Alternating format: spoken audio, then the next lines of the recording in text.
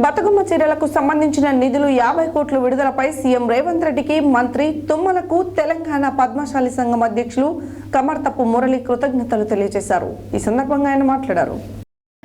బతుకమ్మ చీరలకు సంబంధించిన నిధులు 50 కోట్ల విడుదలపై సీఎం రేవంత్ రెడ్డికి మంత్రి తుమ్మలకు తెలంగాణ పద్మశాలి సంఘం అధ్యక్షులు కమర్తపు మురళి కృతజ్ఞతలు తెలియజేశారు. ఈ సందర్భంగా ఆయన మాట్లాడుతూ గత టీఆర్ఎస్ ప్రభుత్వంలో 2-3 సంవత్సరాలుగా బతుకమ్మ చీరలకు సంబంధించిన బకాయిలను సిరిసిల్ల మరమగ్గల వారికి చెల్లించవలసినవి దాదాపు 300 కోట్లు ఉన్నాయని 2020 నుంచి 2024 వరకు మినిమం 4 సంవత్సరాలు బతుకమ్మ చీరలు తీసుకోవడమే గాని వారికి బీఆర్ఎస్ ప్రభుత్వం బాకీలు చెల్లించలేదని, అట్టి బాకీలలో 50 కోట్లను సీఎం రేవంత్ రెడ్డి మంత్రి తుమ్మల నాగేశ్వరరావు కృషితో నిధులు విడుదల చేశారని, అందుకని చేనేత కార్మికుల తరపున ప్రత్యేక కృతజ్ఞతలు తెలిపారు. సకాలంలో మిగతా బాకీలను కూడా చెల్లిస్తారని సీఎం రేవంత్ రెడ్డి మాట ఇచ్చారని అన్నారు.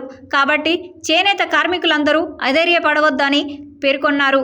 అలాగే గత ప్రభుత్వంలో ఆగిపోయిన చేనేత బంద్ కానీ, చేనేత బీమా కానీ, చేనేత భరోసా కానీ, థ్రిఫ్ట్ స్కీమ్కు సంబంధించిన బకాయిలను కూడా చేనేత కార్మికులకు చెల్లించే విషయంలో ప్రస్తుత ప్రభుత్వం వెన్నందుగా ఉంటుందని ఆకాంక్షిస్తున్నామని అన్నారు.